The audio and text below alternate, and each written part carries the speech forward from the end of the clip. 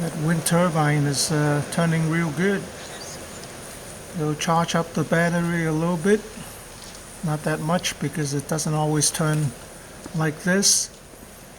The solar panel is somewhat useless because there's no sun and it's covered with snow. So at least I have a little bit of a charge from the axial flux wind turbine. There's no sun, so this would be my backup battery for lighting and stuff. Let's crank this up.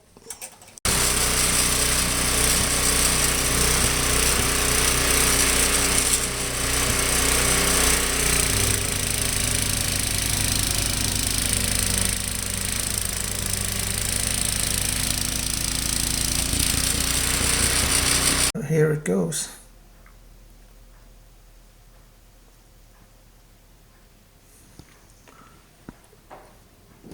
Got 1 foot of snow so far, another foot coming.